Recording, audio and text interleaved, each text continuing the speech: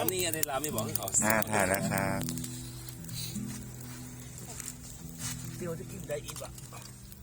นั่นนะกันบริษัทพลังงานร่างกายตัวมัน อันนี้สวัสดีเจ้า อันนี้เป็นท้องว่าฮอตคัพนะเจ้ากินเรียบง่าย ไปเอานะกัน เลยไม่ต้องใจน้ำร้อนถ้วยร้อน อันนี้รสเจลร้อนเนื้อ ผม แซ่บ ไม่ให้ เจ้า กิโลเลยที่ผม อ่ะมาสาธิตวิธีการรับประกินตบมุกกันสักหน่อย อ๋อเสร็จแล้วก็แกะแล้วก็มาใส่กล่องไฟ บาดเจ้ยไอ้หนูแกะแล้วก็อีอ่ะเปิดฝามันจะมีเครื่องนะเฮานะเจ้าอ่ะรสเจียวฮ้อนก็ต้องมี จักไอ้เนาะข่ากับใบมะกรูด อันนี้เป็นเครื่องมัน อันนี้เป็นเครื่องผงเครื่องมันนะเจ้าเราต้องยกอันนี้ออกก่อนอ่ะ เอามา2 จาน เจ้า2 จานอ่ะเตนี่ก่อนเตนี่ก่อนเตรียมพร้อม แล้วก็คีบทานเขาใส่นี่ กลับไปเลย อันนี้มันต้องใจทานเลย น้ำเย็นใจน้ำเย็นใส่ได้เลยนะเจ้า ยำใส่นี่เลยบีบควาบใส่เลยหรือจะกินได้ก็บีบก็ได้อ่ะเปิดไว้ อันนี้นะเจ้าป้าน้องว่าเป็นที่ทำความร้อนอ่ะเนี่ยถุงทำความร้อนนะเจ้าปอกแล้วเราฟังว่ามันเป็นอันที่เป็นทหารอเมริกากับอเมริกันเวลาเพิ่นไปเข้าป่าเข้าดอยเพิ่นจะปกอย่างเงี้ยไปอ่ะวางนี่นะเจ้า อ๋อเหมือนผ้าอนามัย ส่วนผสมมันก็บอกนี่นะว่ามีอย่างห้องมันจะมีอะไรนะ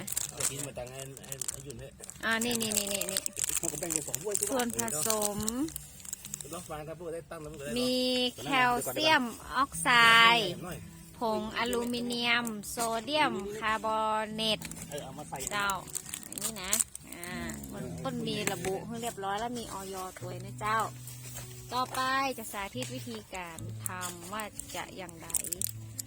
อันนี้แล้วแต่เขาว่าเขาอยากจะใส่เครื่องปรุงก่อนหรือว่าจะใส่เครื่องปรุงทีหลังแต่น้ำเนี่ยต้องใส่ก่อนใส่นี่ก่อนนะเจ้าใส่เตรียมไว้ก่อนใส่ที่มาม่าที่มาแมวที่เส้นไว้ก่อนแล้วก็ใส่นี่ใบมะกรูดกับข่าจะสูตรสีนูนีหรือว่าจะใส่เป็นใบจะอี้ก็ได้หรือจะเติมต้นหอมอย่างเข้าไปใครก็ว่าไปนะเจ้าคือมีครบทุกอย่างช้อนซ่อมนี้เรียบร้อยใส่เครื่องปรุงไปก่อนสำหรับอันนี้คือใส่เครื่องปรุงไปเลยเครื่องมันจะได้แน่นๆเหนียวใส่ไปเลยใส่เครื่องมันพร้อมไปเลยทีเดียวเลยปรุงปรุงสิเมื่อเสร็จแล้วปุ๊บใส่น้ำลงไปนะเจ้าเจ้ากระขอบถ้วยตั้งนุ่มหันก้อยน้องขอบถ้วยตั้งนุ่มนั่นนะใส่ไปเลยป๊าบแล้วเดี๋ยวสกรรมมันจะมีปฏิกิริยารีเฟกกับถุงทำความร้อนอ๋อเหมือนเราลีก่อนที่มันจะฟูขึ้นมาก่อนที่เราจะสะดุ้งนะพอเราเอาวางไว้ก่อนก็ได้บางคนร้องฟูขึ้นมาแล้วใส่เดี๋ยวรอสกรรมมันจะฟูขึ้นมาละ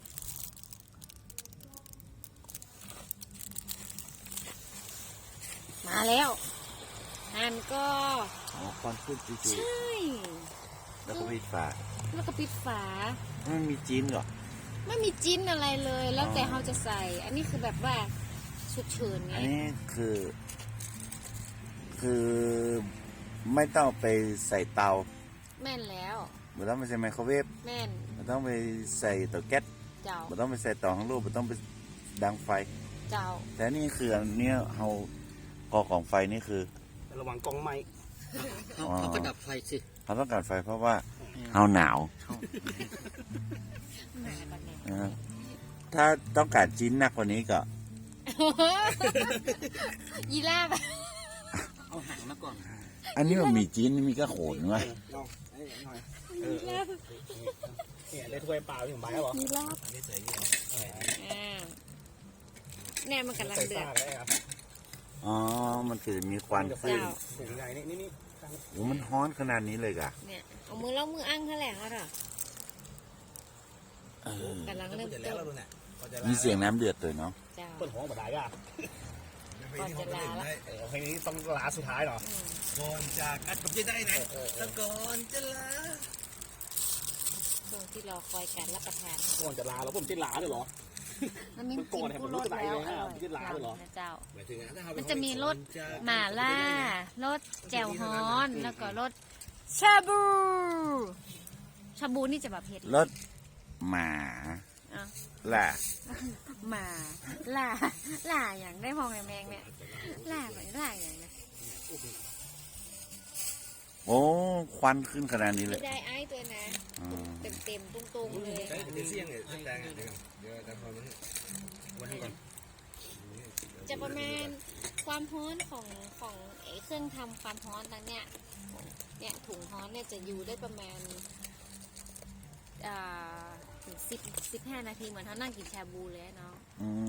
มนี่ก็สามารถที่จะเติมเนื้อลงไปเติมหมูลงไปได้ ได้ ในระหว่างนั้น เพราะว่ามันร้อนขนาด ได้ มันนะตอนนี้เราเปิดดูได้ก่อนเราเปิดดูไปได้ ได้กะได้เลยค่ะ หน่อย นี่ อืม ไอขึ้นมา ถึงแบ ยั บ งไง ถึงซ่าถ้าเขาแต่ว่าห้องน้ำแบบซ่า อันนี้ยังไม่ได้ตีเตือ ถึง อ่ะ ซ่า ปิดไปก่อน ปิดไว้ก่อน เป็นเลี้ยงอ่ะ ถ้าควันมันเริ่มเบานะจะเปิดได้ เขาท่าต้มขมเขาท่าแบบนี้ผมว่า อ๋อควันขึ้นติกๆจุยๆ ช่วงที่เขาแค่นี่เขากินต้มขมกินลาบ ๆอ๋อช่วงนี้เขาตั้งนี้น่าสนใจลาบดึกซะดึกเอาซะดึกนะฮะ ต้มขมต้มแซ่บ อืม อันนี้กับอัตโนมัติคือเตะกินได้เลย อันนี้วิดีโอก็ไลฟ์สดเนาะ วิดีโอ วิ เจ้า ดีโอนะเจ้าโอ้โหควันปิวมาเต็มดัง อันนี้มีขายที่ไหนครับ มีขาย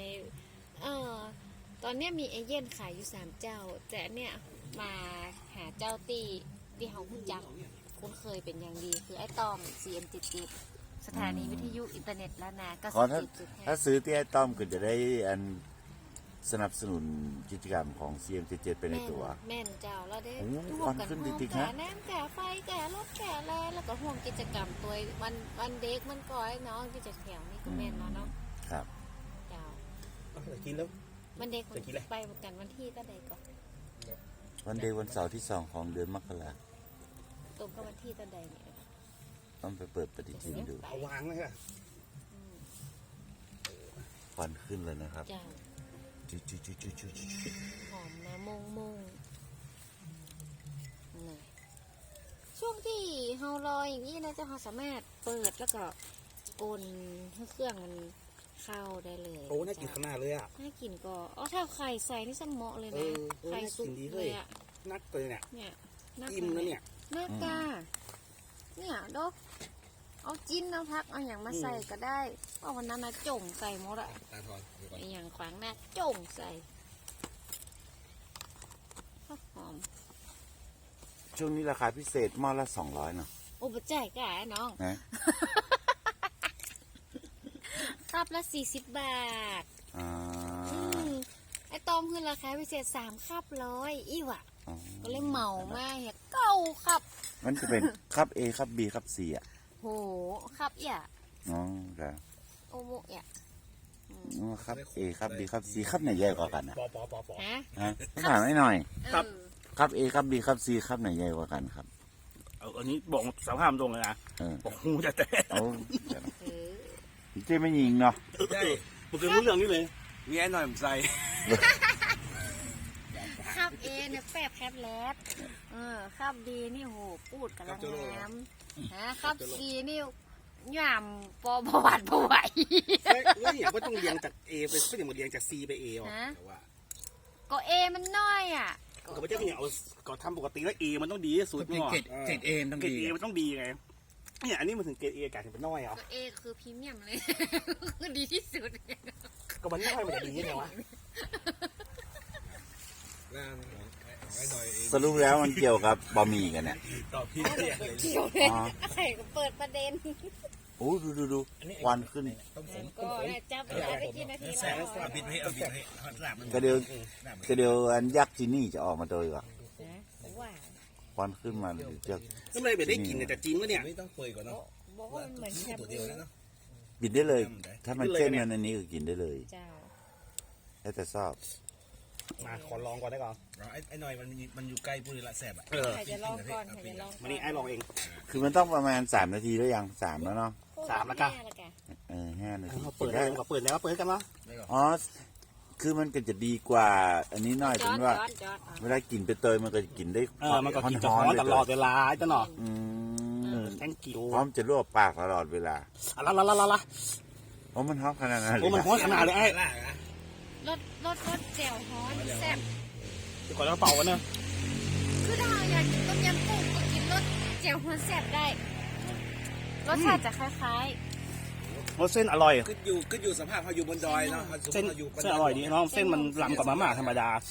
อืม ๆถ้ามีกุ้งก็เอากุ้งใส่ได้นะ กุ้งสดอ่ะ หมายถึงว่าเขาอยู่บนดอยเขามีทุกอย่างเขามีแก๊สมีฟืนมี แม่ ไฟไง น เหมือนได้ซดแบบเจ้าฮ้อนแต่แต่เลยอ่ะ จิ้มจนเลยเนาะ นี่มันคือนอกจากจะสะดวกในการกินแล้ว เจ้านี้รสชาติดีตัวอีกแล้วเนาะ ดีครับดีจริง ไอ้หน่อยเฮ้ยเกณฑ์ล็อกเกณฑ์ยัง อ๋ออันนี้มันกินยากเลยเนี่ย ๆ แม่น เจอให้มันวิจารณ์ไปเลยเด้อ เยี่ยมจริงๆเยี่ยมจริง ล้ำ มีแถมอย่างนึงนะคือว่าไอ้คับมันเนี่ยใจได้แหม3 ครั้ง ถ้าสมมุติว่าเรามีเส้น แล้วเรามีไอ้เครื่องถุงนี่นะ อันนี้มีขายตัว10 บาทแค่10 บาท อืม เอาไปเครื่อง ถ้า ปรุง เราต้องหาซื้อจากตัวแทนจำหน่ายเท่านั้น หมายถึงว่าตัวทำความร้อนมันอ่ะ เจ้าอันละ10 บาท ซื้อแยกได้เจ้า อันนี้เขาปกไปวันหน้าได้ อันนี้คืออายุการใช้งานคือ3 ครั้ง 3 ครั้ง ไอตัวภาชนะนั่นนะ เจ้า